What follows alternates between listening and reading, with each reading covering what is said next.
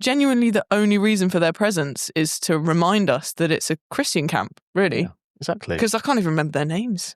Let's call them Janet and Barbara? Bill. Yeah. Barbara, maybe. I think it's a Barbara. Yeah. Yeah, but I mean... The sanctimonious twat is that's directed at. But like... Why are they? They don't even die. Do they not? No, even at the no one end? dies. No one dies in this film. So it's a happy film. It is a happy film. You could call it happy.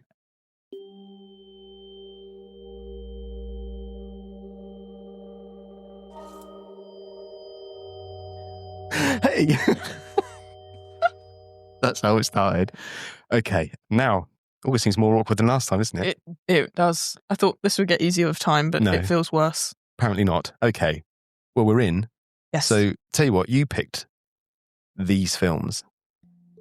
So, did I? Yes, you bloody did. Well, we picked one, and then you were like, in the week, you were like, Damo, we can't do one without talking about the other.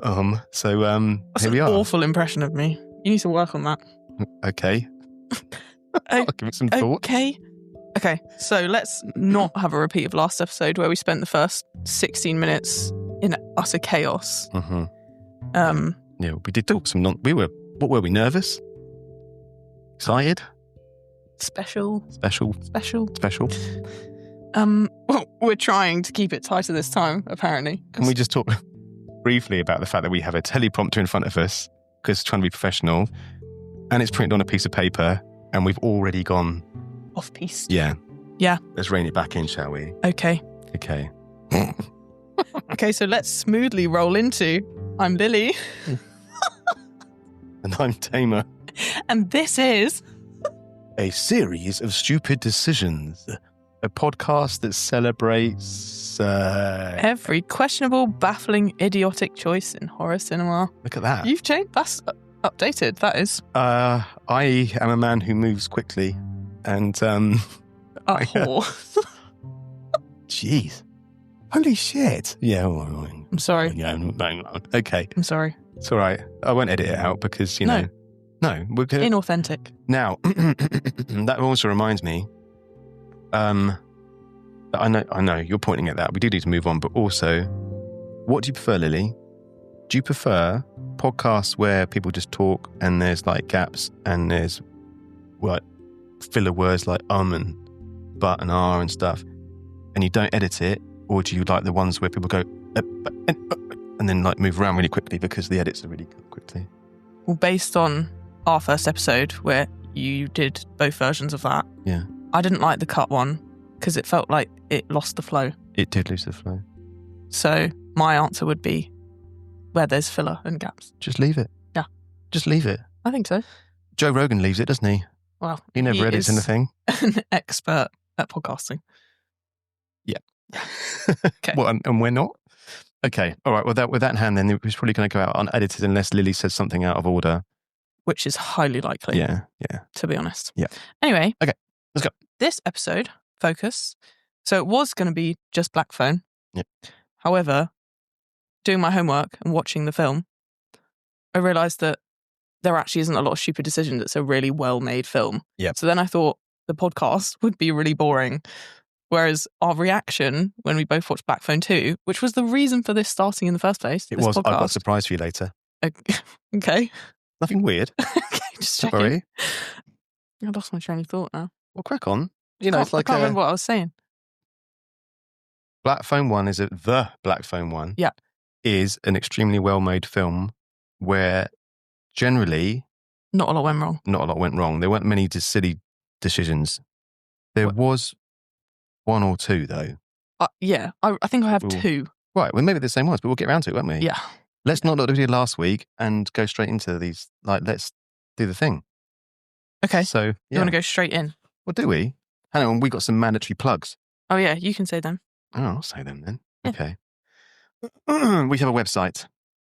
We host this, and this is not a sponsored thing. I wish it was. It'd be nice to get some money, wouldn't it? Yeah. On like episode 2.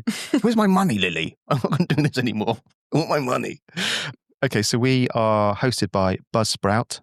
I think that's right. But when you host with Buzzsprout, they give you lots of nice tools for your podcast, and one of them is a website. So if you go to a series of stupid decisions.buzzsprout.com, you'll find all of our stuff there. And there's also It doesn't say. It's later on, isn't it?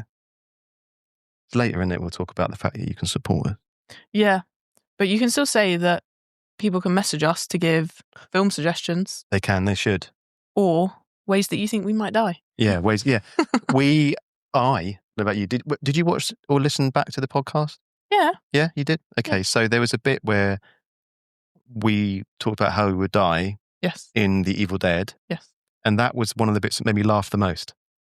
I did find that funny that you were the first to die and had nothing to do with demon possession. Just fell Fell down so on brand. hole through a bridge. So on brand. It would be me. And you died fighting like a fucking trooper, pardon my French. Yeah, I'm going to try and mix up some different deaths. I don't want to seem like that prick who always can't. thinks they're going to survive, you know? Although you probably are. That's what they choose me for their zombie apocalypse team.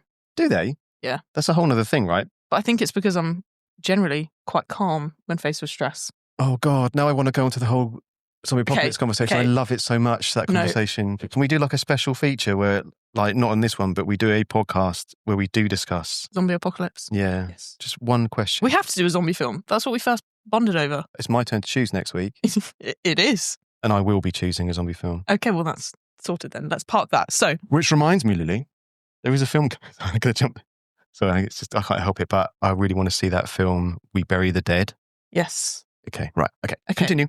Anyway, so the way we started it last episode was trying to summarize the plot of the film in under 60 seconds. So I feel like it makes sense for us to take one each. Oh, okay. Do you want me to take the first or the second? Did you end up Did you watch Black Phone 2 recently? I did not watch it when I said I was going to watch it. I did something else instead. However, It is freshly logged because I did listen to our original voice notes. Yeah, that was a good idea from me, which I didn't do, which was stupid. You surprised me.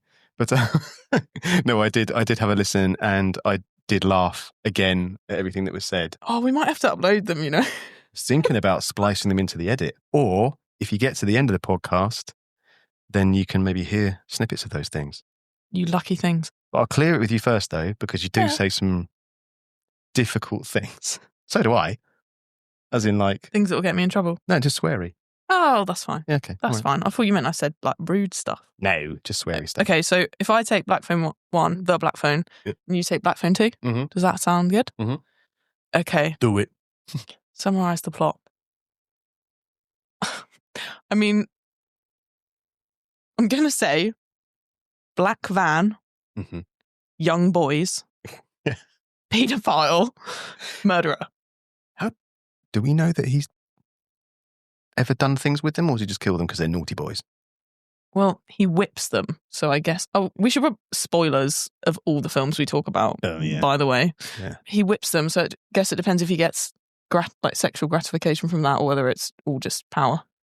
Have you, knowing the programme and having watched, I don't know if you watched it, the Netflix drama by David Fincher, Mindhunter? I've watched some of it. It was a bit chaotic. Yeah, sure. For me. But there's the idea, isn't there, sexual gratification through killing.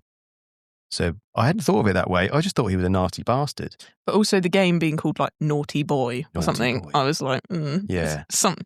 And he's topless. He is, yeah. Oh, God, yeah. When he's, oh, no. Do you know, I forgot about the bit where he's just sitting next to Finney. Finney wakes up and he's just sitting there topless. And then he just says, the grabber this is, he just says, oh, I just watched. I know. And that's like, oh, it's dear. creepy as shit. Yeah. So, summary, black van, young boys. Grabber. Yeah. Paedophile, murderer. Yep. Yeah? Yep. Under 60 seconds, I think. Under 60, well under. And yeah, okay, so Black Phone 2. I guess I did kind of neglect to actually mention the phone, which... You mean the name of the film? The basement, the ghosts, the phone. I didn't nail it at all. Why did you like enable me? You were like, yeah, Lily, you nailed that. Literally, I like to at least feel like you're doing well. Well, some constructive criticism next time will be appreciated because I hold myself to a high standard and frankly, the bar is on the floor. Next time, I will just glare at you meaningfully then and I won't say a damn word. But yeah. No, you got it though. The gist of it. I mean, yeah. Yeah. And I feel like I probably should have mentioned the fact. So, young boy gets kidnapped in a basement. Yeah. There's a black phone on the wall that isn't connected. Why do you think it's black? It could have been a different colour. Is it just because it's ominous? I think so. If it was the pink phone, it'd be a whole different film, wouldn't it? Right? Yeah. Yeah. Okay. Being called the grabber as well. That could mean something completely different. The pink phone grabber. That would have been a different film. Oh, God, that sounds awful, doesn't it? It does a bit. Grab my pink phone. Dude, why did you take it there? I just rephrased it, really, from what you said. Right, but Pink phone grabber, grab my pink phone. Words have meaning. Don't make out like I'm the problem. Okay, anyway. Okay. Black phone, and that phone rings despite being disconnected to help the boy who's been kidnapped escape from the grabber. That's a better plot summary. All right, who's helping him though? Maybe I should leave that unannounced. Oh, because we're going to talk about the actual films, aren't we? Yeah, okay. Right, synopsis. Okay, Black Phone 2? Yes. Right, it's cracking. Okay, so... Okay, Finney is a bit more grown up. His sister is also grown up. She still has these dreams. Finney still sees the grabber and I think still hears the phone, maybe? Anyway, yeah.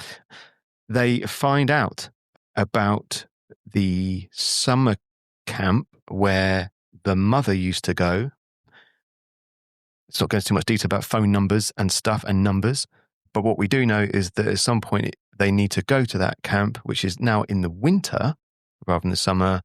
They're going to go visit it. They're going to find out more about the grabber and try to deal with an escalating issue with children that have been missing for a very long time. That's about it, apart from there's a lovely resolution on ice, dancing on ice, which is... Grabbing on ice. Grabbing on ice. And then, yeah, we come to the resolution of the film where we realise that actually, my God, I can't remember her name. The sister. This was my point. When I watched Black Phone 2, so we both made the mistake of not rewatching the Black Phone before going and watching the second one, because there was so many details where I was watching the film thinking, this makes no sense. Why have they put so much emphasis on this? E.g. the dreams, e.g. the sister in general, e.g. the weird comments she kept making.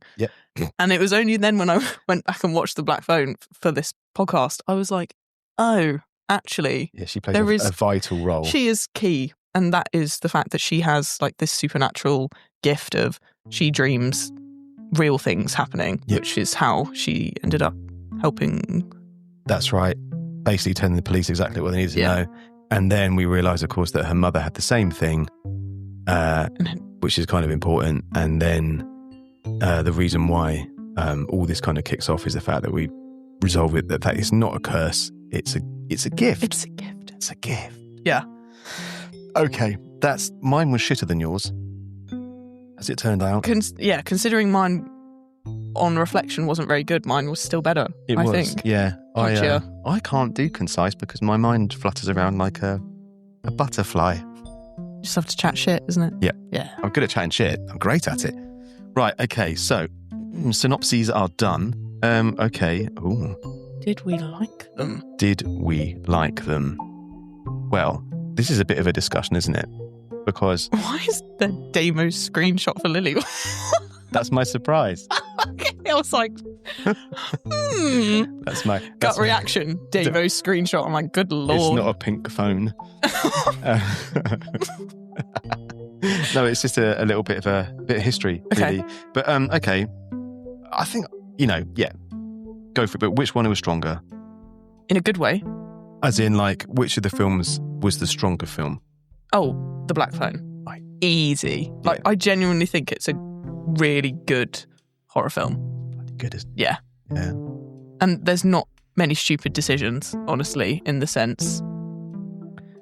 Not the classic ones. Not the classic ones. The one that does ring out is, to me, though, that... Are we into the whole thing about talking about the bad... No, not really, Lip, because we've got the blunders bit coming up next. Okay. So I guess we've just got to talk about... We are, aren't we? It's because it's exciting. It is. It's the crux, really, of this whole thing, isn't it? Yes. Okay. So, okay. But yeah, I think The Black Phone is much stronger, just in every essence. Yeah, it's kind of like quite like tight. The fact that it's shot, that's something I've not considered, but the fact that it's kind of shot location-wise, school, home, the basement. Mm-hmm. And the fact that it's the basement keeps the film very, very, very tight. and kind of easy to watch, and more, I suppose, kind of without no pun intended, if it's a pun, but more sinister, right? Yeah. Because it's hard to talk about this without talking about the second one, which is your point. Mm-hmm. You need to talk about both at the same time. But in this one, the horror, I think, is tighter because there's the bit, in Sinister, the film, mm-hmm. when you're like, oh, what's going on? And then he goes into the son's bedroom. I think it's the son, could be the daughter. And there's the ghost crouched by the bed in the corner, right? Yeah. I think that's one of the first, oh my God, this is a proper horror. Yeah. The bit where in Black Phone, we allowed to talk about it? Yeah. We're talking about the films, aren't we? Not the blunders yet. Okay, that's nice, isn't it? So there's the bit where he gets the first phone call. Yeah. And it's like, yeah, this is what's going on, kind of. He's just getting snippets, isn't he? But you don't see the dead kid. No. But the next one you do. Mm. The camera moves. So now you see that behind Finney, while he's on the phone, is this dead kid mm-hmm. who's talking to him on the phone. Mm-hmm. That's like a real tight moment of horror. Yeah. And then that continues to happen even to the point where one of the ghosts that appears is kind of maybe sort of hanging almost like suspended. It's horrible. Yeah. Quite shocking. Yeah. Really good. And he's got his throat slit, doesn't he? Yeah. Rough. And that's like all the first film feels like a proper horror with very few moments where you're kind of like, oh, as if you'd do that. Mm. Yeah. There's a couple in my mind. There's one particular one, I was watching it and I was like, oh my God, that's so annoying. Yeah. And that's one of my main ones. How would you how would you compare, because I know you love Sinister. It's my favourite horror film. Right, okay. So how would you compare Black Phone, are they, bearing in mind, I think it's the same director, same crew, same cast. And Ethan Hawke as well is the main character. Would you put Sinister above the Black Phone? Yes, but that's because I think the tapes and music in Sinister just adds this layer of it makes your hair stand up on end, you know? Man. Yeah. And I think it's that the boogeyman is just horrible as well. It's the kind of thing where if you paused the film to go and get a drink and you left that on the screen, it would move even though you'd paused it. It gives that energy, you know? Yeah, totally.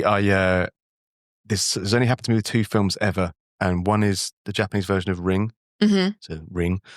And Sinister, mm-hmm. where I've had to turn off the TV, hit the lights in the living room, mm-hmm. run upstairs, hit the lights in the hallway, get into bed and pull the duvet over my face. That, right? Funnily enough, also happened to me with The Ring. Dude. What, Japanese or American? American, but it's because I watched it when I was really young. Oh, yeah. Well, you shouldn't have watched that when you were young. This is what happens at sleepovers, and then you're traumatized for weeks on end. But I would have dreams, nightmares about it. It was awful. Sadako became something that I would see in the daylight hours across the road, pointing. Oh, I know. But so, anyway, on theme with the Black Phone and Sinister, I think they're comparable, and also with Sinister 2 and Black Phone 2. I think the difference is, in both the first ones, it's not that they're trying to make the kids the scary thing. They're sort of just a side note that are contributing to the story. The grabber is the scary thing in the first one.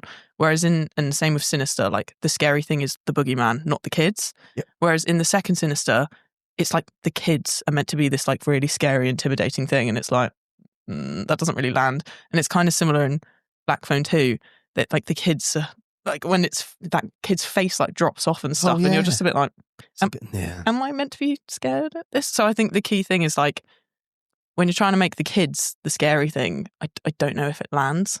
Yeah, I agree, because if we move on to, I think we both agree that number one is the better film, the tighter film, the scarier film. Mm-hmm. So, all round, go watch Black Phone, the Black Phone.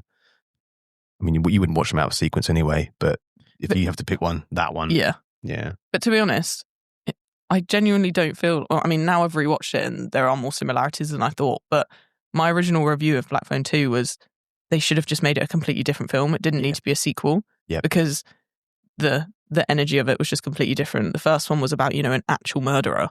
Yeah. Whereas the second one was supernatural stuff. And we're going to get onto it, aren't we? But also a bit dumb. Right?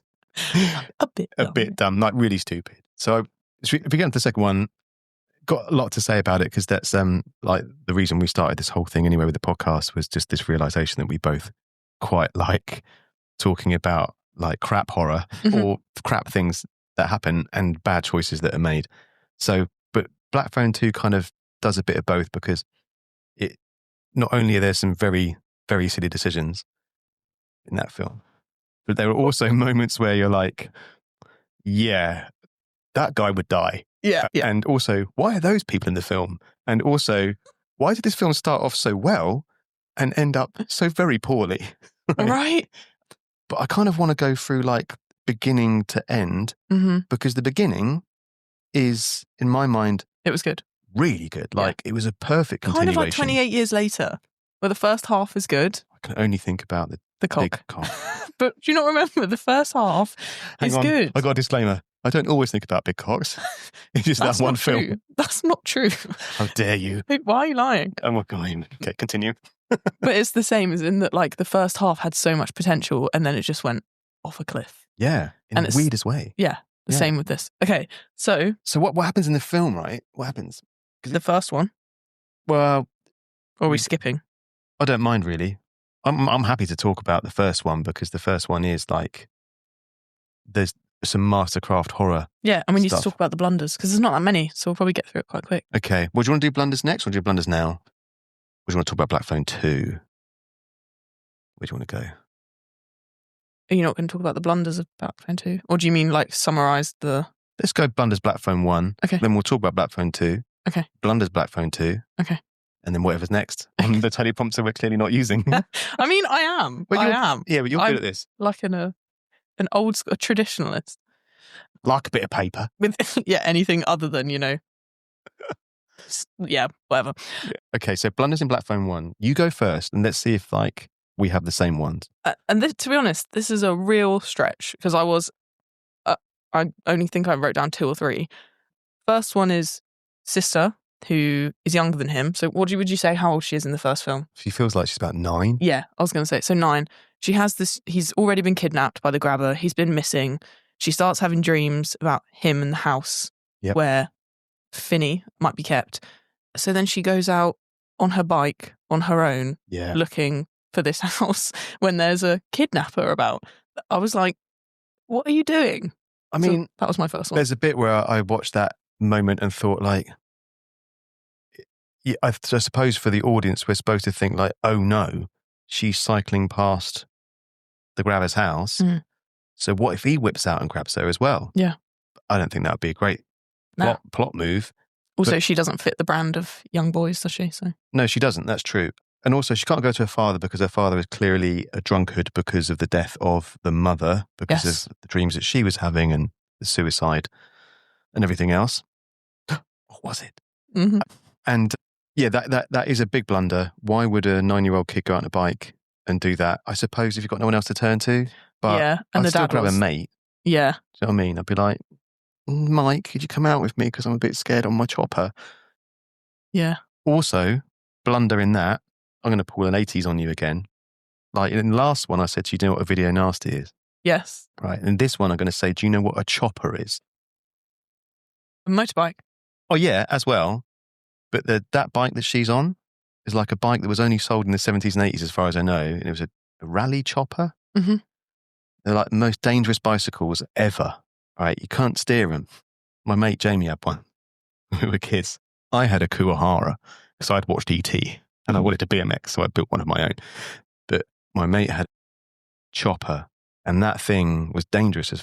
So she goes on that at night, I think it's raining, in the dark, on a bike that is barely viable. Yeah. So everything's wrong with that. Yeah. Everything. Okay. Anyway. Next point. Blunder. Next blunder. Okay. I'm going to rewind a little bit. Okay. We're aware that some children have already gone missing, right? The young lad who is like super punchy karate kid. The one who gets taken. Right. He's gone missing. So we've got kids that are already missing. They know it. It's all around the neighbourhood. Mm-hmm. Finney is like, I'll walk home on my own.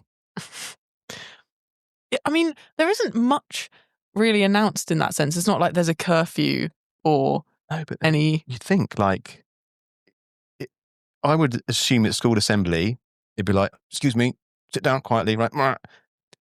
Could you make sure you walk home with a friend? I know, that's what I mean. There's nothing in the film that's like, in Scream, they put a curfew in. Right. But they didn't for these children. When I was at school, if there was some dude hanging around... When there's a murderer? Well, yeah. Or just a dude hanging around in a rain mac at the end of it. They'd be like, right, make sure you walk home with a friend. Never get stranger danger, they'd say. Stranger danger. Yeah. And then there was adverts about it, like, if Charlie and I are in the park and all this stuff, right? Anyway, nothing is said. It's like, oh, I just walk home on my own. Yeah. And then it's like, oh, a magician. I am a magician. Yeah, but also, that is how kids get lured in. Have you not seen, this is such a tangent, but someone did a social experiment where they like talked to parents at a park beforehand and they were like, does your kid know stranger danger? And the parents were like, yeah, definitely. They said, do I have permission to go and prove that wrong? And the parents are like, okay, not thinking it won't happen. They go over to this child. They're like, oh, like, I've got a puppy. Do you want to come see my puppy? And every single child went. Really? Yeah. So the parents were watching it like mortified. Oh, so that's terrifying. It is like, that is how they lure kids in. Like, it's awful, but all right, accurate. Okay, you're 9 years old. No, you're Finney's age. You're more like, what? Is he, 13? 13, yeah, maybe. You're wandering home, right? It's a black van. And you're like, I don't think it's Finney that did this. One of the kids, he's like this, oh, those black balloons. Would you do that? Or would you be like... I mean, probably not. No. Probably not. If it was a puppy, but like, is that a puppy? Yeah. And then like, oh, I'm gone, right? Yeah. I'm in that van, but at least there's a puppy in there. Yeah. But if it's just black balloons, I'd be disappointed. Yeah. Right? I wouldn't go for it in the first place. Okay, so that's the first blunder is he's walking home by himself. Yeah. And he gets lured in by a really horrible magician. Yeah. Right? And his sister's been like, oh no, I keep seeing dead kids all the time. Right? And he's like, eh. And the dad's like, stop talking about it. Have another drink. Oh, the scene where he is whipping her. Oh my, I forgot that. Me too. It's horrific. Her acting in the first one, no notes. Amazing. Really good. Her screaming and crying made me feel really uncomfortable. Same, because it was so good. Yeah, and I wonder why, because when I saw it, when my daughter showed me, we watched the film together, I forgot about that, but I think I may have purposely forgotten about it because it's like a clear scene of abuse, which is interesting again to like, I'm going to get all my high horsey about this, but like testament to the fact that it's such a good film is that one of the most traumatic moments is not murder, it's not the grabber. Agreed. It's not, it's this girl being beaten the crap off by her father, and the way that she screams afterwards, I'm like, what? But then that made me go back to Black Phone 2, and I was thinking, I feel like after that happening to you, like your dad doing that to you, doesn't matter how much he sorted his shit out, I just don't feel like you would have a relationship with him anymore. I don't think so either. I think that you would, I don't know. I just, how could you, I don't know. We don't know what's happened between 1 and 2, so maybe we know he's become the better man. Yeah, but still. In 2. But yeah, that's a relationship that's not horrific. Real bad. But then it reminds me, because again, I know we're going to talk about 2 properly in a minute, but I remember you and I talked about this because when she has been beaten up by her dad in the first one and she's screaming and it's totally believable, and then she hugs Finney and it's like, oh my God, that's so awful. How must Finney feel about all this? But in the second one, before the film turned and went a bit crap, she does that again. Do you remember where she's just like standing by the door going, I feel fucking crazy. Yeah, and that's when she's in the cabin. Is it in the cabin, or is it when she's by her front door, she just keeps dreaming? No, it's in the cabin. It is? Yeah. Oh, right, okay, but that moment is great, right? You said that when we first talked about it as well. Yeah. You said that was I think that's how you would act. Yeah. Because like so often in films, people are like, oh no, I'm so scared that things happen. It's like, and then it's just dropped. Yeah. Whereas emotion in both 1 and 2 is like, it's crazy good. Yeah. Made me feel uncomfortable, like, she is good at screaming. She's I good think at being traumatized. Better when she was younger, though. Maybe. I think she was fed shit lines in the second film. I agree. I think it was the script did her dirty. But yeah. Okay. Yeah. Okay. My only other, I think I had 2, and again, 1 is a stretch. But when he's in the basement. Yep. And he's found the window. Yep. And I know this is probably coming from me because I'm like everyone can lift themselves. Like, why is he not lifting himself? Why can't he do like 5 full body pull-ups? Pussy. But he's running and jumping and only grabbing with one arm. Yep. Over and over again. I'm like, grab with both arms. Like, not that you're going to get anywhere, but still try and grab with both arms. Right. Isometric lifting is like a thing. I have a pull-up bar outside there. You may have noticed it. Legend. I have many leather-bound books. Rich mahogany. Guess the film. But I have tried jumping and pulling myself at one arm, and all that happened to me, Lily, was tendonitis. And a sprained lats muscle. Yeah. Kind of a weird... I don't think I have lats, but yeah, something happened. So no. Yeah, that's what I was like, why are you only pulling with one arm? And again, I was watching it with my sister, and she went, I'm pretty sure we said that the first time we watched it as well. Right. So it's just one of those really irksome decisions. It makes you wonder, like, I know that, and this happens a lot in horror films and TV shows, but in horror films specifically, because the present danger is so clear that you think you wouldn't make those kind of directorial errors. Like, you'd be like, that kid wouldn't jump with one arm, he would go with two, because that's the sensible, that's the way you're going to do it. No one's doing that. So, like, why do they make these choices? Did the director say in the moment, like, okay, you're going to jump at it with like one arm and keep grabbing for it and whatever? Or do they just not think about it? Like the fact that actually, no, it doesn't look right. Like actually you go with both. But I think there's so many things. And so onto my next one is that a blunder for me is he escapes. And we're like, oh my God, he's escaped. Where's this film going now? That's amazing. I know. But he runs. Oh, okay. Turns out that if you'd run directly to the opposite house, you probably wouldn't have got an answer from the front door, because we later on find out that's the true. house opposite may not be manned. Yes. But still, don't run through dark gardens.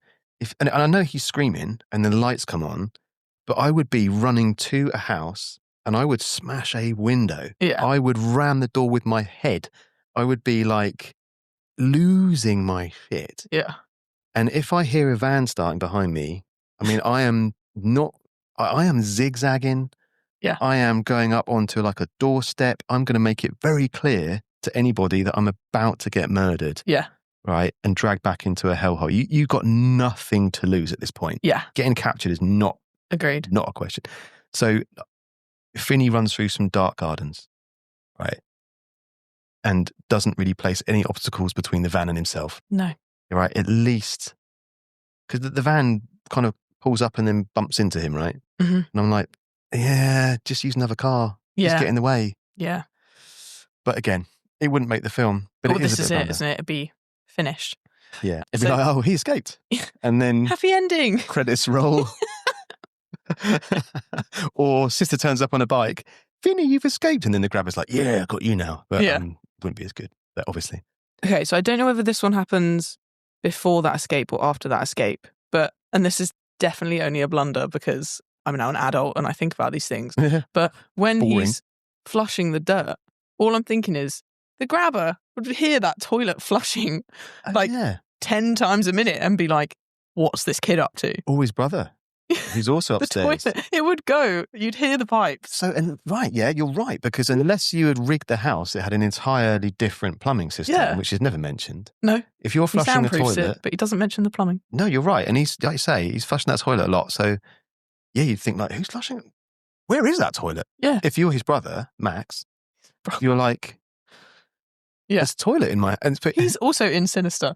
Is he? He's the police officer in Sinister. Cop. Yeah. Okay. But his role in Black Phone 1 is kind of comedic. Like, that's now you pointed out the irony, because he's like, the cops are coming, he's like, oh yeah, look, so they have to live in the area. And I've got all the, and if you need help and between jobs, so, I've got the time and all this stuff. And then he's got lines of coke racked up. Yeah, he has got that too. And he's like, stupid Max, stupid. But I like that the policeman, a cool cop, is one that's like, dude, you might want to clear that stuff up. Yeah, literally. But all that, and he doesn't hear a toilet flush from a place where there shouldn't be a toilet. Exactly. Right. A very good point, well made. Thank you. Man, I feel like that's a deep cut. You're going to try and say that every time. Yes. I mean, you do it with the emphasis on cut. Yeah, okay. Cut. Right, okay. I don't think I have any more from the first Black Phone. I don't have lots of blunders. There's just so many like enjoyable bits I agree. of the film. I love the like really aggressive Metler when he's playing pinball. And he's proper like, he's really useful. You mean metaler as in like he listens to metal? He's a metalhead. At first I was like, what does that mean? Back in the day, we used to call them metalers. Long time ago then. My brother was one. I was a goth and he was a metaler. And my sister was an emo. So really? Yes. I had a tangent, but hey, it's a podcast, we can say what we like, can't we? I was in Canterbury. I can't remember why I was in Canterbury. Great story. Okay. It's a Canterbury tale, Lily. Oh, God. Yeah, but I'm walking down, and so in my day, it was, with goths, whatever, or alternative, and then I'm aware of like the emo thing. And the nicest thing happened, right? Because, and this is like one of those documented things that most people who like dress alternatively or have like alternative kind of like fashion or lifestyle generally are pretty good people. Generally. Maybe you haven't had this experience. I have. All the punks were great fun. All the goths were great fun. Slightly miserable, but great fun nonetheless, right? But angsty, some might say. So angsty. I was an angsty teenager, right? Anyway, so now as an older man with children, I'm walking down Canterbury High Street and I see a group of emos. So I walk up and I can't remember who's with me, but someone's like, oh, don't talk to him. But you know me, don't you, Lily? Oh, yes. So I've made a beeline for them because one of them's got a really good haircut, right? Really good. And I always want to point that out if I see someone with a good haircut. So I wander over there and I'm like, dude, cool, mate, nice, good job with the old Barnet. And then he's like really nice. He's like, oh, okay, well, yeah, I'm having a chat. Like, I think he was a bit nervous at first that some random dude was coming up and chatting to him, but because emo. Yeah. I imagine his emotions were running high at the point. But we had a really good chat. There is a button that does that. We'll find it. I'll put a thing on it. Anyway, Come good on. guy. We had a whole conversation about the difference between like emo, goth, and everything else, right? Mosher. Did you ever hear that as well? No. Mosher. Mosh, as in mosh pit. Mosh pits, I guess. Right. Man, I was raised in mosh pits. Some people were born on the battlefield. I was born in a barking mosh pit. Can you get to the point of your story, please? The point of my story is this. It turns out that it doesn't matter, and this is a story for everybody and may help with world peace. Doesn't matter what you're called, what name you are given, what label you have. Turns out that black eyeliner transcends all. Oh my God. Yeah. That's the end of the story. That's the moral of your story. I did have a point to it, but it's gone. Lost in the ether. Clearly. Good Lord. Okay. Or maybe run off the film thing. I could cut it, but I feel like it's a story about eyeliner. Which is what every great podcast needs. Yep. Okay. Sponsored by Maybelline, hopefully. Oh, Maybelline. Fucking hell. Right. And on that note, shall we move on? Yes. So we're going on to Black Phone 2. Mm-hmm. Was it that you just wanted to talk about it generally and then we do the blunders? Yeah, I think so. Yeah. Why the hell not? There's a lot to talk about with this film because this is how it all started. Yeah. Can I show you the little screenshot now? Yes. Okay. Please. I've tucked it. I've hidden it down here. Look. Oh, wow. This is the OG conversation. And I want to make sure that you remember this. I was going to. Don't worry. You told me I had to. Yeah. Do you want me to leave it there for you or should I whip it away? You can leave it there. Okay. Okay. You can put the you can tell me when you need it. Tell me when you need it. Okay. I think I can remember it. Well, let's try. Let's try to see what your powers of recall are. Okay. Black Phone 2. So you've already given a brief summary at the beginning. Mm-hmm. I say brief. Mm-hmm. Probably not actually that brief. It wasn't brief. So essentially, like I touched on a second ago, it didn't really feel like it was a sequel to the first one. They were two very different films in the sense, like I said, one was about an actual murderer. The threat was a real human being that you were scared of. Whereas the second one is very much the fear was sort of the ghost of him and her being a bit mental. Like the dreams sort of had escalated, hadn't they? Yeah. And how much had they grown? What do you reckon? Like she must have been about 15 in the second one. And he's smoking weed and being quite a belligerent teenager. So I'm assuming he's like probably 17, 18. Yeah. Ish. Yeah. Okay. Maybe a bit. I don't think he's hit 20 yet. No, because he's still in school. Yeah. There you so go. he must be 17, 18. Yeah. But yeah, and it starts with, as you said, really good. It was like the creepy music and cuts of like footage where there was blood in the snow and it was all quite graphic and it very sinister vibes. It started and it sort of, you had no idea what route this was going to go based on what the first film was. Yep. And that sort of continued. Many points I was like, where is this going?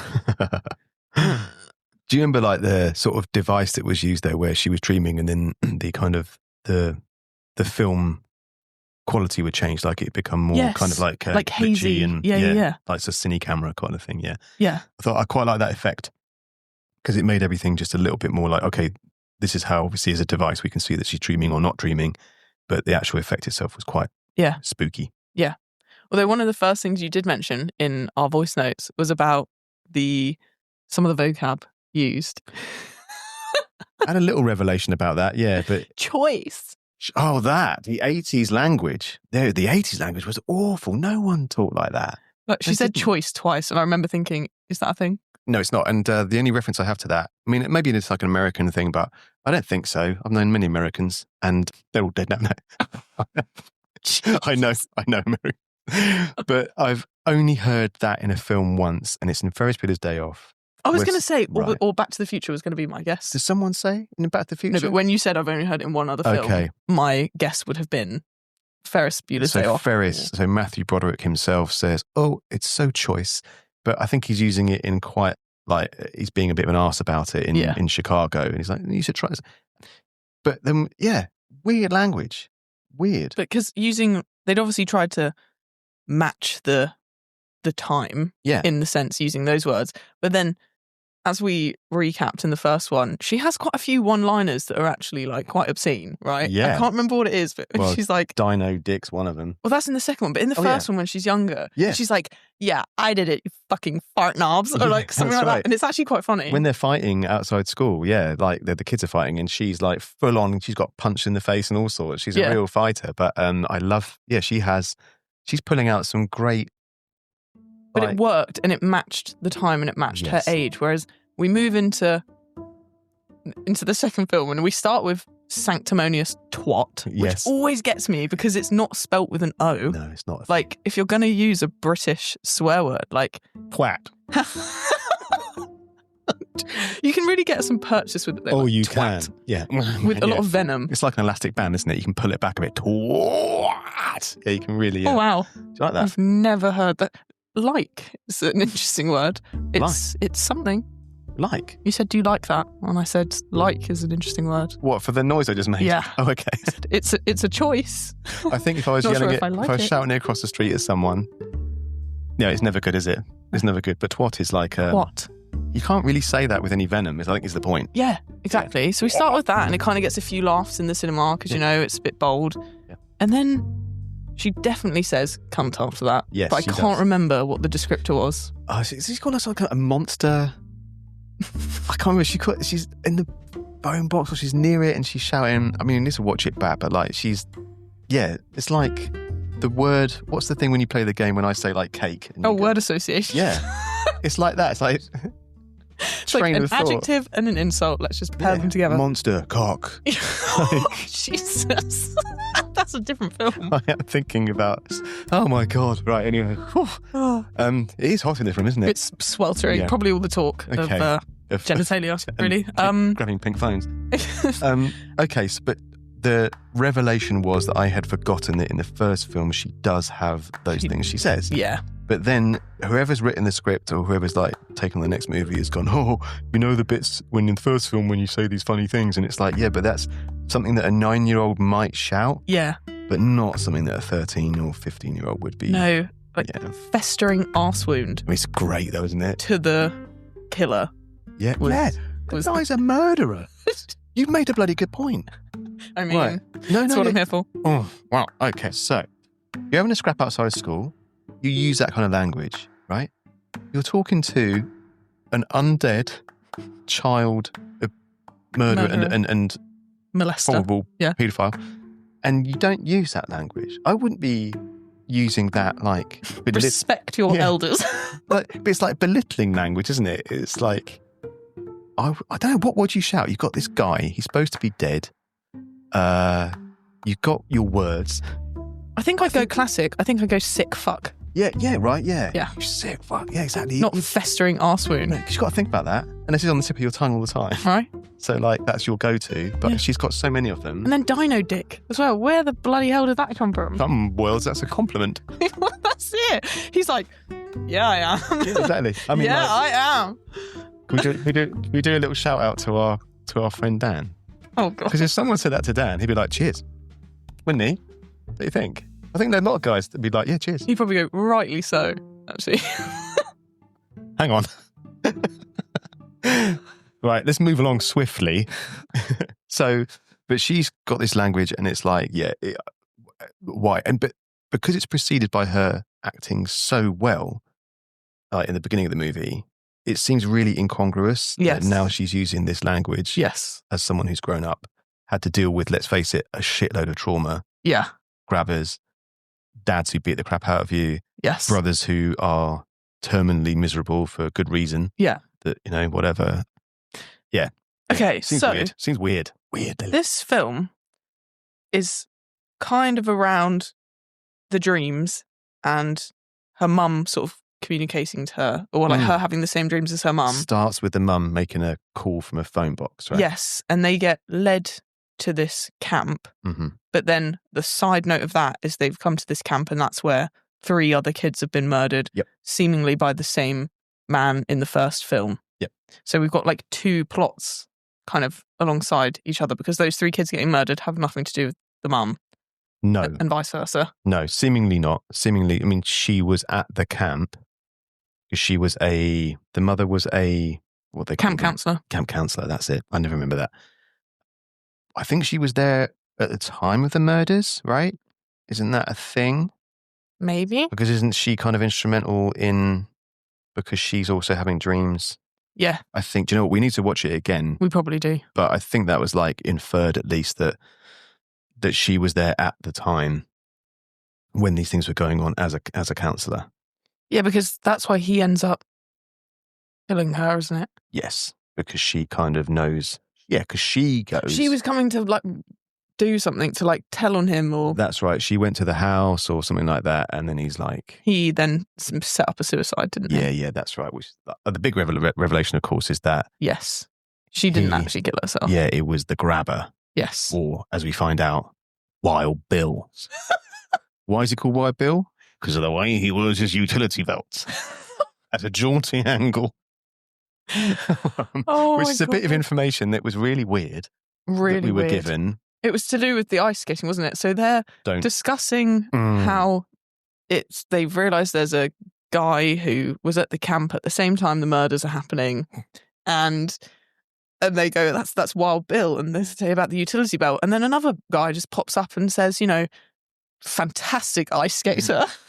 Yeah. Which seems really irrelevant, but also quite accurate in the sense, like, when like murders happen in real life, and rather than focusing on like the victims, it's like promising swimmer murders family of 3. Yes. And that is the title. And that's the title, and that's what you said that night at Halloween when you went to see the film, and we were sending these voice notes backwards and forwards, and you came out with that line, and I thought, and I'll still laugh about it, because why would that, I mean, you've got there's no ice skating mentioned in the first film. Like, it's like they were just setting up, like, we're going to have this big finale scene on ice, and therefore he needs to be good at ice skating, otherwise it'll be silly. So that's the line that you have to feed. So at a certain point you're like, we've got to get in the film that he's a good ice skater. Okay? Otherwise it falls apart. It's like, he was lovely, he's so good at ballet, or a promising swimmer, or whatever it may be, but you're giving this kind of accolade to someone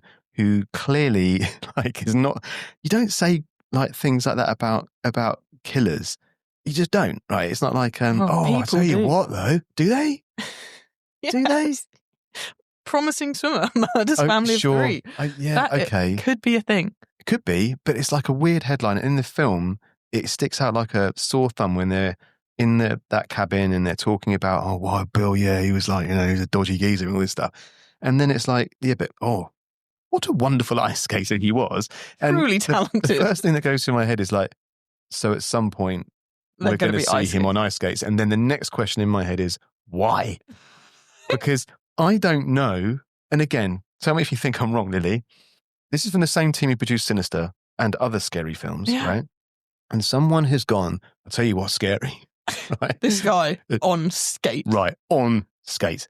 And then it's just so odd because I've never thought, like, if I could think of my worst horror nightmare, like Freddy's got his fingers, right? I don't know, Texas Chainsaw Massacre, they got chainsaws and a leather face mask and this stuff. And, you know, you got like your proper horror archetypes, and the Grabber's quite a good one. The mask is terrifying. The way he swaps it from top to bottom as well. Exactly. I think it's really cool. He moves it around depending on kind of almost like what mood he's in, right? Yeah. And then it's like, no, I know what's scary. This is scarier than any mask, right? But on skates. A triple axel and he lands it perfectly. That's going to give everyone a fright. And not, I mean, and even like, oh dear, it's like, would he leave like slice marks in the ice? If he's a ghost. If he's a ghost, or is he a ghost, or is he corporeal? But then if he's corporeal, then like, why can't people see him? Is he invisible but like real? And oh my God, so many questions about the continuity of the film itself. He's literally launching, I wish I remembered her name. I'm going to say Abby, but it's not Abby. It's not Abby. It's not. He's launching the sister around the kitchen like bang, bang. And we discussed this too, right? Oh God, that just made me uncomfortable because everyone's just stood there like, yeah, it's like a tennis match. It is. Just watching her go. Dying. And it's almost, and I know because we know people in the industry, right? But almost feel like, oh. Is she getting beat up for that stunt? I think, yeah, also the stunt team are like, ooh, we got quite a good budget for this film. Let's do this thing in the kitchen where we just launch her around for 3 minutes. But I don't find that scary. I don't think I find that scary in other like, you know, like exorcism films, demon possessions, that kind of thing. I never find the thrashing around scary. If anything, I just find it a bit like, just awkward. I'll tell you what's scary, right? So to your point, like take The Exorcist, Linda Blair, whatever, bomb, head spins around. Blah, you know, the famous scene. You're like, oh my God, that's right. Bat crawling down the stairs like a spider, Sadako crawling out of a well. Yeah. These are scary moments. It's like The Grudge when she's coming downstairs. It's like like cracking. I mean, I could go on about Ring, but he's broken all her bones. Yeah. She has to, anyway, right. So, but like this is kind of having people thrown across a room and banging off stuff over and over again is Marvel Cinematic Universe stuff, right? Launch your superheroes across a room, bounce them off a building, punch them so hard they go through a bus, whatever, or into orbit. But in a horror that's a true horror, to me, it's like, no, it's the small, nasty stuff. Yeah. It's the cut that appears on someone that came from nowhere, like in Nightmare on Elm Street. It's the gash that appears, or it's the damage that's done that you can't stop. But it's not being tossed around a room. Well, as you say, everyone else looks on like a tennis match. And linked to that, then, is the presence of those the couple who are completely irrelevant. It's a Christian camp. We haven't pointed out it's a Christian camp. So yet, it's right? a Christian camp, which is mentioned at the beginning for no apparent reason. It's not demonic, is it? No, it's not like his demonic presence. No, he's a real guy. I mean, he's a ghost, but still, he's come back from hell because he's remembered something important. Literally. Do you remember? Yeah. Okay. And then, genuinely, the only reason for their presence is to remind us that it's a Christian camp, really. Yeah, exactly. Because I can't even remember their names. Let's call them Janet and Barbara? Bill. Yeah. Barbara, maybe. I think it's a Barbara. Yeah. Yeah, but I mean... The sanctimonious twat is that's directed at. But like... Why are they? They don't even die. Do they not? No, even at no the one end? dies. No one dies in this film. So it's a happy film. It is a happy film. You could call it happy. It feels like there was a lot of trauma involved. A lot of trauma. But they don't die. They hang around and they're just mean. Right? Yeah. Just mean. They literally serve no purpose. But again, it comes back to the script just being shit. Because in the cinema, the phone rings at the end and I literally turned to my sister and went, that's going to be her mum. Yeah. I was like, and she's going to say, I'm so proud of you, sweetie. Yeah. And then literally she picks up the phone and it goes, hey, sweetie. And me and my sister were dying because I was like, how are you that predictable? Like, that's how bad the script is. How do I get rid of this curse? I know. Mom, but how do I get rid of the curse? It's not a curse. What is it? If it's not a curse, Lily. It's a fucking curse. It's a gift. You're seeing dead people. All the time. And it's... Yeah. Traumatizing you. There's been an accident. Do you remember that film? We need to do that at some point then. What film's that? I'm thinking through my brains right now. Bruce Willis. The Sixth Sense. Thank you. Yeah. Yeah. There's been an accident. I see dead people all the time. So yeah. Okay. Can I just go through like the trajectory of what could have been a great film? Yes, please do. So starts off, in my opinion, really 55 well. 55 minutes, by the way. It's all right, isn't it? It's crazy. We're having fun or what? So much. So starts off promising, like really good. Like the camera work's really good. Like there's some continuity between the first and second. Finney's still seeing the grabber. He's now smoking weed as I guess a way of kind of like Coping dealing mechanism. with. Right, exactly that. And she, the sister, is still having these dreams, and they are getting kind of more and more difficult. She's seeing these dead boys that end up, they're at the camp. They've basically been put into barrels by the Wild Bill, as he's known back then, and they've been dumped under the ice anyway. So there's the ice. But she is losing her mind. The sister's losing her mind, and she has to unravel this mystery because she's also got a phone call from someone very mysterious, as it turns out, from the past, being her mother, who's given her like a series of numbers. I can't remember what the numbers relate to. No, it was the kids scraping the numbers into the ice. That's right. And it was spelling. Yeah, something. it was spelling. Maybe it wasn't numbers. They were spelling his name. Yeah, something. Yeah, there were numbers for something. I can't remember what it was. We'll have to. Someone, if you listen to this, just text us and tell us where we got it all wrong, because it's been a while since we've seen the second one, and we watched the first one again in a week, right? But the gist of it is that it's all really, really, really good. And it's kind of like, it's quite tense, and you're thinking like, okay, the bit that always gets me in films like this is where you know that the killer's dead in the first one. Finney's strangled him, done him a good old job in the basement. He's a dead I man. love that scene. So good. So good. When he pulls yeah. It's like, do we do Brazilian Jiu-Jitsu? Yes, we do. So a rear naked choke is not unknown to us. No. But he does it with a telephone wire, which is nice because it's called the black phone, and it kind of uses the phone. The satisfaction as well. Good. Could use a brick. I'd use a brick. Or the toilet cistern. Or many other actual weapons. Here's a blunder in the first one, just quickly. The grabber gives him a glass bottle in scene 2. That's true. I'd be smashing that bottle and stuffing it right in his carotid artery. There you go. Out. Anyway. Would you have known to do that at 13? Yes. I was born in the 70s, Lily. Basically, we were all born fighting. Okay. We weren't. But, okay, so good film. I am now concerned, how are they going to bring back the dead grabber? What's that going to look like? Because that's going to make or break the film. And I'm thinking so far they're doing quite a good job of just making it like the history of the grabber is good. Like we're getting some good lore on what's going on, and, I'm all up for it. And then it continues to the point where they get into the car and they head to the Christian summer camp, although it's the winter. There's lots and lots of snow, and there's a beautiful scene where they're driving through the snow, and it's kind of, they look onto a snowbank, and there's lots of warnings about like, you shouldn't be driving because there's too much snow, and they're in Colorado, right? Mm-hmm. Just like the overlooking The Shining, and they're driving through this stuff. There's red lights of police cars and ambulances and whatever. Something clearly has happened on the side of the road, and it's a great shot as they look out the car window, and there's a flurry, and they keep driving, and I'm thinking this is a really good atmospheric moment in the film. And then from the moment they get to the summer camp, and you find out more about Wild Bill and his utility belt and his skating, and all this stuff, and Barbara and everyone else, it then turns into a ridiculous monster movie. I agree. Right? Yeah. It just becomes, and the way I related it, and you've seen Jeepers Creepers? Yeah. Right. So this is, I think, said to you that night, again, when we were chatting about it. Jeepers Creepers starts off really well. It gets Justin Long, really good film. It is, yeah. And it ends up with the main monster doing backflips over his car. I mean, that would be me if I was a monster. Do you think that would? If I was in a horror film and you were the monster, I think I've had that dream. Right, if I was in a horror film and you were the monster, if you started pulling shit like that, I would do a Stephen King's It, and I would look at you and I say, "I'm not afraid of you," and then you go, "Poof," right? Because no monster that's scary does backflips over cars. Why would you? Why would you exert that energy? Just to flex, really. You can't do a backflip. You're not a monster in that case. You're an idiot, because they're not mutually exclusive. You can be an idiotic monster. Oh, well, okay. You just described Exhibit A.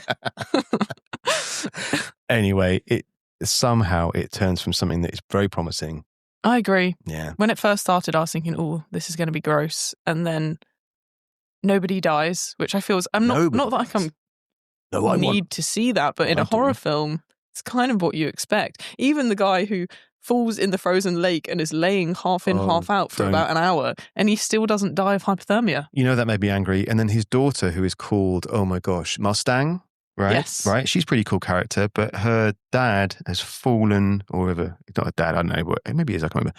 But he's fallen into a hole in the ice at night, right? Now, I've watched documentaries about hypothermia and exposure.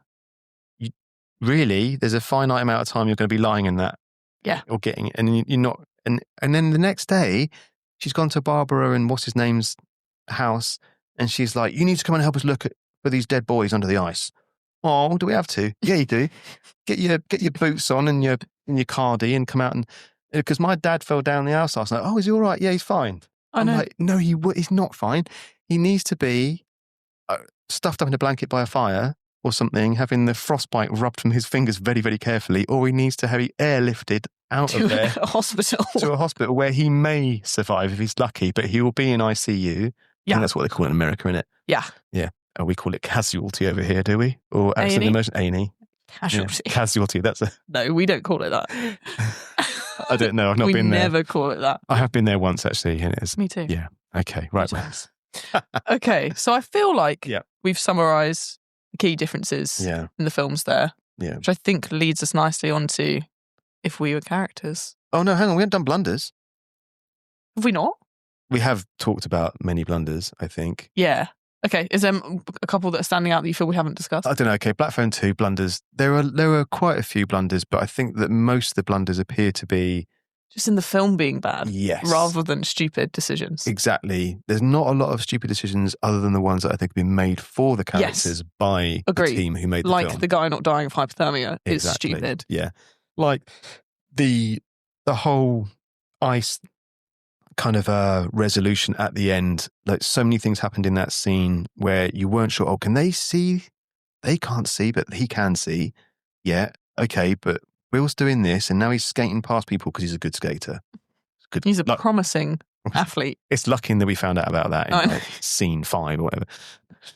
Who knew? And then all this is going on, and all the way through that, I'm thinking there are so many better ways to end this film. Even him getting his head stoved in at the end by Finney and plunged through the ice. This to me is one of these things where I'm like, if I kill this guy for the second time, he's undead, he's back, he's doing his thing, I kill him, I don't want to see him go through the ice. I want to drag him over to a tree, find a way of tying him to a tree, making sure that I do not take my eyes off him, because this guy's got form. He's come back before, right? Yeah, he's, so don't let him go. Exactly. So like, he's gone to the bottom of the ice lake and he's frozen really quickly. Black Phone 3. Escape from ice. Right, oh my God. Now, just quickly, before we move on, I know you want to. Right. He comes back and he finally tells, I can't remember if he tells Finney or he tells the sister why he's come back. Yes. And does her a kindness. There's the whole kindness thing. She's like, I'm going to show you that it was actually me who killed your mother. Yeah, exactly. Oh, yeah. All that time you think it was a suicide. But it was not. 'Twas me. I hung over in a garage. 'Twas I. 'Twas I. That's right. And then he's, so I've done you a kindness there. Have you though? Yeah. Because, now I know you murdered my mum. Yeah. My dad, anyway, he blamed himself. You're in that, a kindness is done. But it's the moment when he says, because she's like, why are you back? Why are you so eggy? What's wrong with you? He's like this, isn't he? He goes, because you made me murder my brother. Oh, yeah. Did you though? Did he? No. You locked kids in a cellar and did bad things to them. And he found them. Then you took an axe to his head. Honk. What? It was you did that. Your fault. So that's the whole reason he's come out from hell. You know, you get these like scenarios where it's like, he was so bad, they kicked him out of hell. Sort of thing. I'm like, he's not that bad. He's really, he's bad. He's bad. I would have kept him there as an example to proper killers. Yeah. Right? Yeah. You're not doing a good job, mate. If your only reason for going back is revenge for the brother that you killed, it's not really revenge, is it? It's like, you stay here and do your time, mate. Yeah. You know. Yeah. I found that a little bit silly, Lily. And the other thing that I think was really pointless was the love interest element of it between her and that kid. What kid? Oh. The one who just comes along for the ride. And there's like a whole scene of them because she's not supposed to be staying in the boys' cabins. Oh, that then dude. she does. But they have this whole like moment and then it turns out the brother is awake and listening. I just felt like the love interest element added absolutely fuck all. He was just like Barbara and her husband. You're Exactly. absolutely right. I had forgotten that character entirely. So had I until just now when we were talking about irrelevant stuff. And I was like, that's also, again, not a stupid decision from the characters. Yeah. But just stupid script writing. A stupid plot point. It's kind of like he's almost there to say to her, oh, you know you have all those difficult dreams and stuff and everyone thinks you're mental and weird. But I love you anyway, you crazy bitch. Exactly, for all your weird dead people faults. I think you're all right. And that's about it. I suppose at some point you're thinking like, oh, he might die. In fact, there were so many characters in there that should have died. To give us a reason to be like, oh no, like, oh, that guy's dead now. But no, you have someone fall through the ice. He doesn't die. You have that kid. He doesn't die. You have Barbara and her husband who should die, right? And then the dad turns up. And my feeling was, because the dad turns up, doesn't he? And he's like... To protect them, rescue them. We're going home. We're going home. No, we're not. We're dealing with the killer. No, we're going home. And all this stuff. And then I'm thinking, oh, he's turned up. He's going to die. And that'll be the resolution of like, he has sacrificed himself. Right, exactly. Yes. And this makes sense to me. He turns up. The grabber is behind him and he, I don't know, slits his throat, whatever it is he needs to do. And now the daughter has real rage. And now we're like, well, the dad did some really bad stuff to his kids when he was young. He deserves it. This is him now sacrificing his very life for his daughter and his children. And that is a righteous way to go, right? Yeah. But no, not even he dies. He just drives him home. Snowcat. Literally. No one dies in a horror film, apart from the 3 kids who died, let's say, who got murdered, 20, 30 years earlier, or whatever it was. I mean, they're already gone, really. Yeah. Sad. But it's done, isn't it? Oh, well. Yeah, they're in barrels. And like you say, and there's one little kid that was burnt, and when he touched stuff, it went, and that was quite good. Yeah. And then there's another kid. It was sliced, wasn't it? Yeah, that's right. The top of his face. Oh, then that was the one that was a bit rubbish, wasn't it? The only bit, this film wasn't scary. There was one bit that made me jump, which is when she looks under the bed, and that was a bit horrible. Oh, now that's always a classic, isn't it? Yeah, and I was expecting it, and it still made me jump because it was a bit horrible. Yeah, because I went to go and see, what film did I see the other night? Keeper. Talk about that maybe. I don't know if it's podcast worthy. Okay. But it's all right. But it's that same thing of like the under the bed thing, the not being able to look at the screen because you know what's coming. Yeah. I mean, I still watch Jaws and I know the head's going to come rolling out at the bottom of the boat, but I was still like that. I can't look at it. But I love that. And then you ever seen Poltergeist, the original one? Right? The clown under the bed? Yeah, it's horrible. Mate, that is... Yeah. So what a wonderful horror trope. Yes. And well done. And it worked. Yeah, it does work. For all the things that didn't, we'll give it that. Yeah, we'll give them that. Okay, we've discussed these films, I think, at length. I think we've done well. I think we've covered all the topics that we covered before. I think so. In our voice notes. We had so many of them that I feel like I want to do them all justice, but we won't because we can't go back and relive that wonderful Halloween moment. There's one voice note where you're like, oh no, it's actually, I think you've written it in a text saying like, what a wonderful conversation for Halloween. I mean, and it was. Yeah. And that's why I went. Spawned this, right? Quite literally. Yeah. Okay. Quite literally. All right.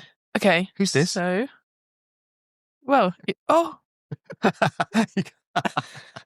this is our mascot. Yeah. Our first gift for the podcast, isn't it? A gift for the podcast. A Pennywise, but you want to change his name? Well, it just seemed a bit obvious. I thought it could be a fun thing to give it a different name. Okay. Would you want to name him like later and tell me? Maybe we can let other people choose. Okay, but they might not. They might not. Chances are we won't get anyone texting us. Yeah, literally no one's going to. Tell you what, we'll leave it open, right? He'll be the clown with no name. Ooh. Right? Until someone names him. Yeah. But it's not allowed to be someone we know. Okay. Okay, it's got to be someone we don't know. Stranger, danger. Okay. Stranger, danger, clown, namer. Right. Right. Moving on. Okay. Have we gone through this, haven't we? How do the two films compare in tension? I think we've done. Yeah. First one. This, because we were saying the first one's scary. Yeah. Pacing's better in the first one. Performances are also better in the first one. Yes. The fake crying is better in the first one as well. Yeah, true. Mythology. I think that comes down to like the lore. So the first one is great. You got a living man, Yes, who is a horrible monster man. The threat is real. Exactly. Second one, undead dude who's good at skating. Yes. Who wears his utility belt at a jaunty angle. Oh God.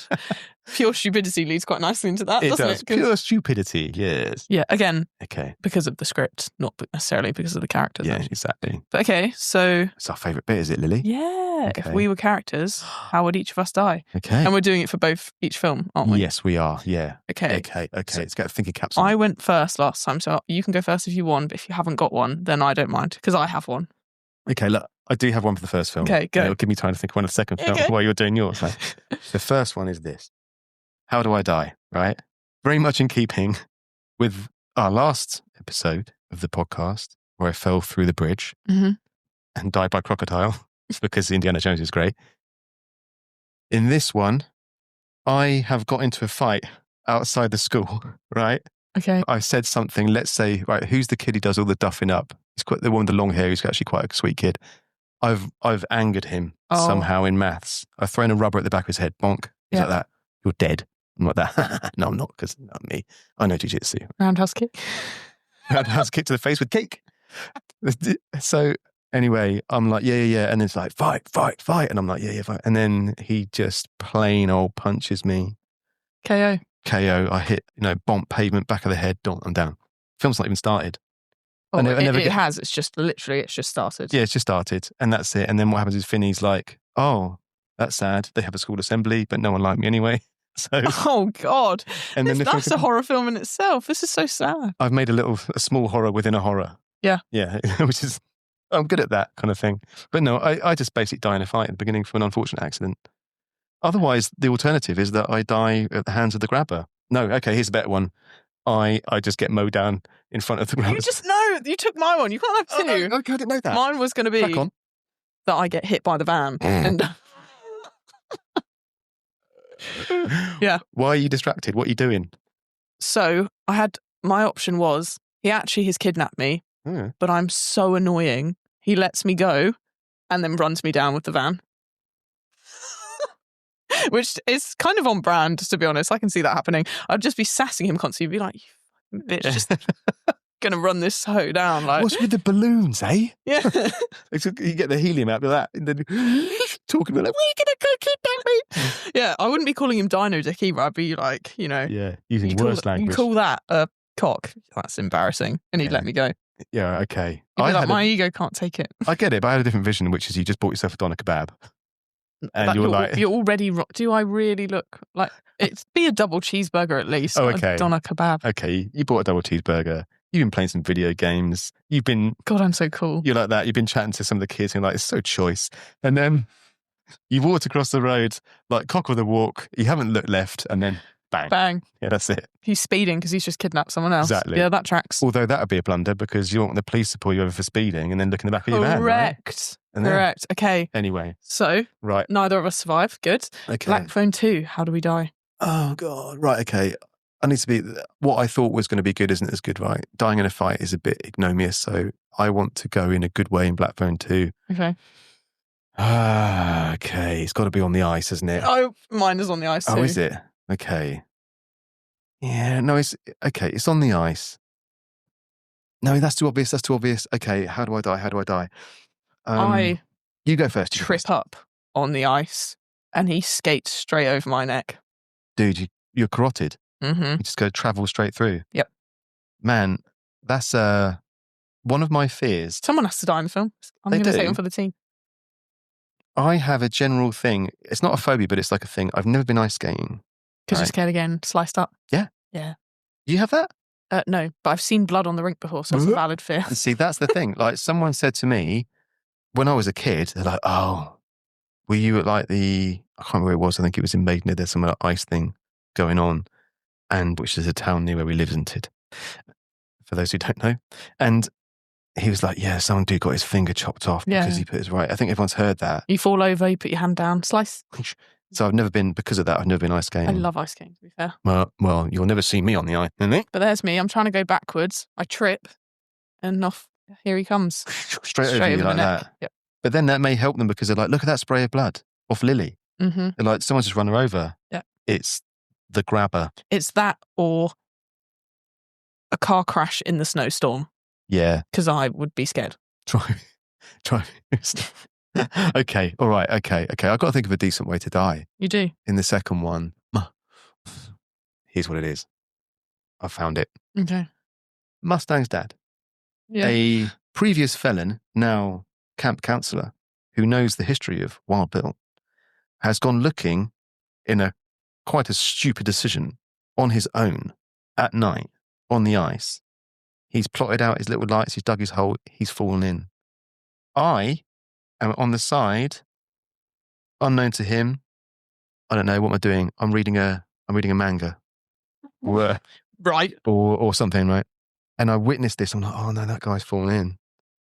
So I leg it over to help him and immediately fall in the same hole. He's out and all right, but I'm trying to hold onto the trouser leg. He doesn't know I'm there though, because he's not seen me. Oh dear. And so I just freeze up and die. And I sink to the bottom. Oh, I'm not in a barrel. You're just floating. Just eaten by fish. Oh. It's not a great one. That is still, what is it with you and just like falling? I don't know. It's maybe another recurring dream that I have. I don't know. Falling. Maybe Barbara puts a curse on you. Oh, I know. You step into the church and just burst into flames. That's what happens. That is, my name is Damien. And in the Omen, that is, I don't burst into flames, but I do scream my head off. Same thing? Yeah. Well, okay. Right. Okay. Stupidity index. Now, you said that the lower the number is the... Less. So... Or the higher. Higher is more stupid. Right, okay. But I don't know whether that does... It makes sense when you... swap it? No, because it makes sense when you know it. Yeah. Yeah. So we have to repeat it. So 0 is not stupid at all. Yeah. 10 is the stupidest film you've ever seen. And do you know what I did? I flipped it when I was thinking about the scores we gave it, whether that would match if we did it the opposite way. So we gave the last one a 3. Yep. And I was like, if we swapped that, would it be a 7 out of 10 where it's not stupid? Yeah. And I feel like I thought that it didn't match up. However, that's fine. Are we allowed to backtrack though? I reckon so. Oh, we're only on episode 2. So if we're going to backtrack, we need to do it now. We need to do it now. Yeah. Earlier rather than later. Yeah. Rip the Band-Aid off. So is 0 more stupid? Yep. And 10 is not at all? 10 is almost sensible. Yes. Yeah. Okay. And if you think about Evil Dead, 7 out of 10. It's quite sensible. High. It's quite high. Yeah, they were not that sensible. No, not at all. They shouldn't have gone out there in the first place. So really. I think, if we're looking at it that way, we do the scale the other way around. Okay. So let it be known. So 0 is the most stupid ever. Okay, right. And 10 is so sensible. So sensible. 10 out of 10, no notes. No notes. Okay, that's making more sense. Because if it's so sensible, you might not want to go and see it because you're just going to watch a very sensible film. Yes. Okay. Correct. No notes. No notes. No notes. No notes. I'm Lily No Notes. How do you know my nickname? Oh, okay. Well, right. So, number 1. There really isn't many stupid decisions. I would go as far as to say an 8 or a 9. Yeah. Personally. I think you're right, Lily. I'm going to give it an 8. Okay. I think so. So maybe we go 8.5, meet in the middle. Are we allowed 0.5s? Do you want it? Yeah. Let's do it. 8.5. Oosh. Easy. 8.5. Okay. Black Phone 2. Again. It's not the stupidest. It's not the decision making, it's the fucking script. It's just so bad. I don't think you should allow yourself to be so angry about it. I am. It's just not okay. Okay. Give it a number. 6. 6? That's quite high still. I mean, that's my opinion. Well, we can always have an average. So if you think it's a 4, we go for a 5. I'm not very good at working things out like that. I think I can try and help. Okay. You going? Where are you going? You going 6? 5.5. 5. Oh, you love your 0.5, isn't it? Okay, right. So it's non-committal. I'm going to go. My natural instinct was to go for 4, but there are films that are much worse. Yeah, so I'm going to go 5. Okay. Yeah, you can have your 5.5. I'll have my 5. We'll just go 5. Then. Okay. What about the 8.5? That's looking. I won't sleep tonight. This is a round number.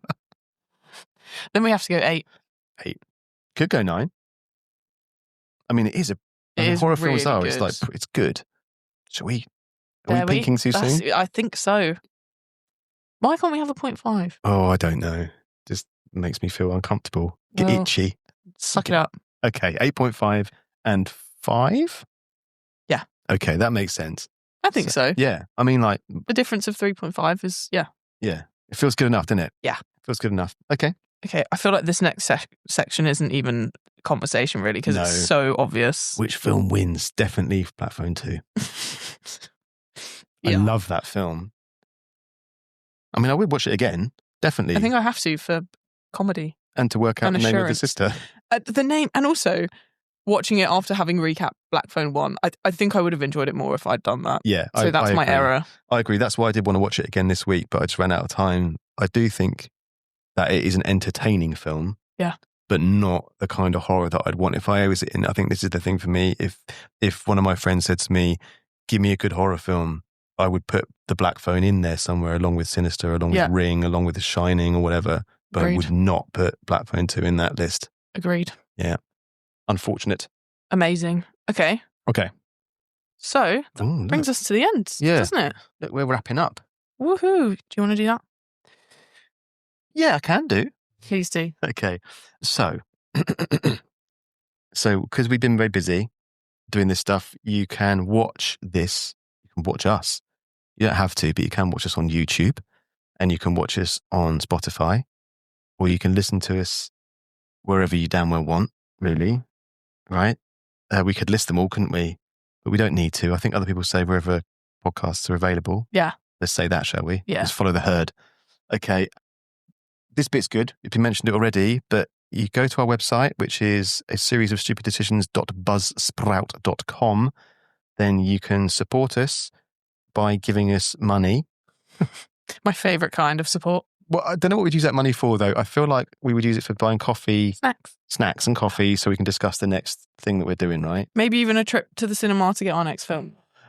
You guys could pay for our cinema trips, which are getting ever more expensive. Well, there you go. Turns out I do like popcorn. So there's that. You can support us by going to the website. There's a link and you can, like, I don't know, pop us £3, $5, dollars, whatever other money types are available. Okay. I'm not good at this, we noticed. Or you can do this bit. You can send us a text message. It's nice. Nothing rude, as we've established. Yeah, we don't want any naughty pictures. Suggestions of films or ideas of how we might die. Anything. Really. Yeah. Give us topics to talk about. How might you pass on if you were in one of these horror films? Yeah. We would like to know, because that would also inspire us, and maybe we steal your ideas. A bit shit. This week we haven't a little bit. Maybe we should pre-think these things out a little bit. That's what I tried to do, to be fair.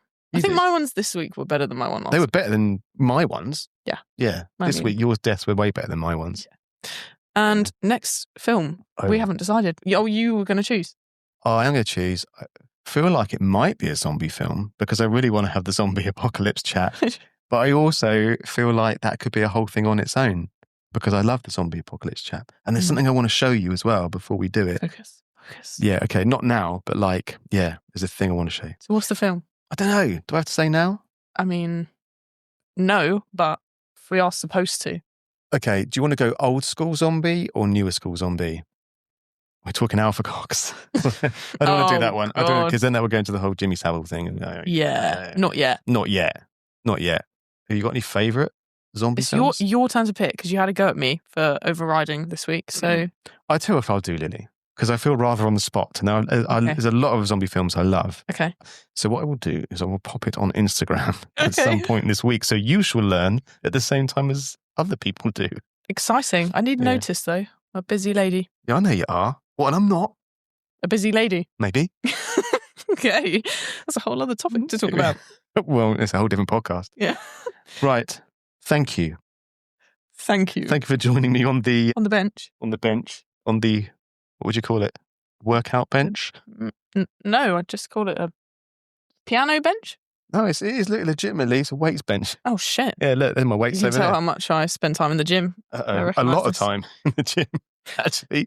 Who are you kidding? Myself, always. Okay, right. Amazing. Thanks very much. I did this, I shouldn't have done that. A series of stupid decisions. I can't remember the tagline. The podcast where we celebrate every questionable, baffling, idiotic choice in horror cinema. Perfect. There are many. Beautiful. Tiddly poop. Catch you later. Why are you doing it like it's a phone message? I don't know, Lily. Stop talking.